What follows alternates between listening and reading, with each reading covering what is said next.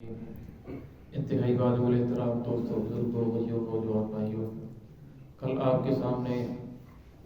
اعتکاف کے فضائل ذکر کیے گئے تھے اور آج عنوان ہے عورتوں کے ضروری مسائل اعتکاف۔ جس طرح اللہ رب العزت نے مردوں کو اعتکاف کا حکم دیا، اس طرح عورتوں کے لیے بھی اعتکاف کا حکم ہے، لیکن عورت جو ہے اعتکاف وہ مسجد میں نہیں بلکہ گھر کے اندر کرے گی۔ شروع کے اندر امہات المؤمنین رضی اللہ تعالی عنہا کے جو خیمے تھے وہ مسجد کے اندر لگائے جاتے تھے، اور پھر جو روایات سے ثابت ہوتا ہے رسول اللہ صلی اللہ علیہ وسلم نے دیکھا کہ قافلوں کی آمد زیادہ ہو گئی تو رسول اللہ صلی اللہ علیہ وسلم نے اسے ناپسند فرمایا اور انہیں منع کر دیا۔ بخاری شریف کی روایت ہے، حضرت عائشہ صدیقہ رضی اللہ تعالیٰ عنہ فرماتی ہیں کہ رمضان کے آخری عشرے میں رسول صلی اللہ علیہ وسلم اعتکاف کرتے تھے تو میں آپ کے لیے ایک خیمہ مسجد کے اندر لگا دیتی۔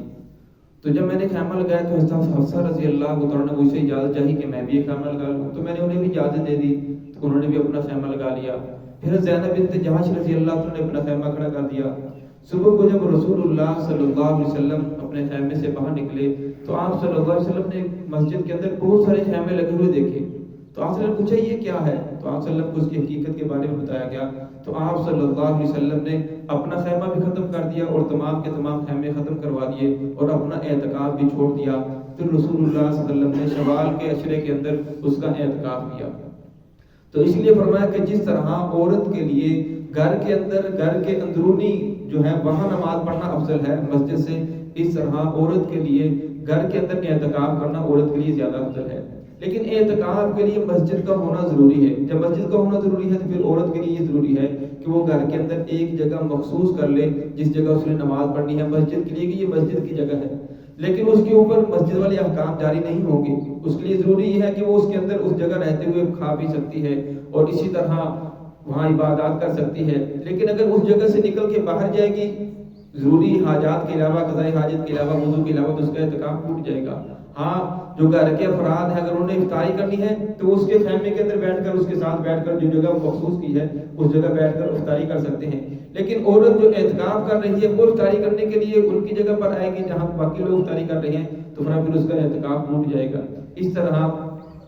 اگر وہ قضاء حاجت کے لیے جاتی ہے تو قضاء حاجت کے لیے وضو کرنے کے لیے جاتے وقت تو گھر کے جو محرم افراد ہیں ان سے پردہ کرنا ضروری نہیں ہے، ہاں بات چیت نہ کرے جائے اور اسی طرح واپس آ جائے، تو پھر اس کے اوپر مسجد والے احکام جاری نہیں ہوں گے۔ جب مسجد والے احکام جاری نہیں ہوں گے پھر جو حائضہ عورت ہے وہ بھی وہاں جا سکتی ہے، جو بھی مرد ہے وہ بھی ضرورت کے لیے وہاں جا سکتا ہے، تو جو گھر کے افراد ہیں وہ ضروری بات چیت کے لیے وہاں جا سکتے ہیں، بیٹھ سکتے ہیں، بات کر سکتے ہیں، لیکن ایسا ماحول نہ بنا لیا جائے کہ اعتکاف کا مقصد ہی ختم ہو جائے۔ اور فرمایا جب عورت اعتکاف کرے گی، اگر اعتکاف کے دوران اس کو جو مخصوص ایام ہے اگر وہ شروع ہو گئے تو اعتکاف ختم ہو جائے گا، لیکن بعد کے اندر صرف ایک ہی دن کی قضا کرنی پڑے گی، لیکن اس کے ساتھ روزہ بھی رکھنا پڑے گا۔ اور فرمایا کہ جب وہ بعد کے اندر ایک دن کا اعتکاف کرے گی تو جو عورتوں نے روزے رکھنے ہوتے ہیں، جو ان کے روزے چھوٹ جاتے ہیں، بہتر یہ ہے کہ انہی دنوں کے اندر جب وہ روزے رکھ رہی ہوں تو ساتھ اس کا اعتکاف بھی کر لیں تاکہ وہ اعتکاف کی قضا بھی ہو جائے اور روزہ بھی وہ پورا ہو جائے۔ اور اسی طرح جو شادی شدہ عورتیں ہیں ان کے لیے یہ ضروری ہے کہ اپنے خامد سے اجازت لیے بغیر اعتکاف نہ کریں، اور خامد کو بھی یہ اجازت ہے کہ اگر وہ دینا چاہے تو اس کے لیے ٹھیک ہے، اگر نہ دینا چاہے تو اس کے اوپر کوئی گناہ نہیں ہے۔ لیکن اگر اس نے ایک مرتبہ اجازت دے دی، ایک مرتبہ اجازت دینے کے بعد اب وہ منع نہیں کر سکتا، اگر اب وہ منع کرے گا تو گناہ گار ہوگا۔ اگر اس نے اجازت دے دی، اجازت دینے کے بعد اب وہ اعتکاف کے دنوں کے اندر میاں بیوی والی جو تعلقات ہیں وہ قائم نہیں کر سکتے، اگر وہ قائم کریں گے تو اعتکاف ٹوٹ جائے گا، تو اس سے مرد گناہ گار ہوگا۔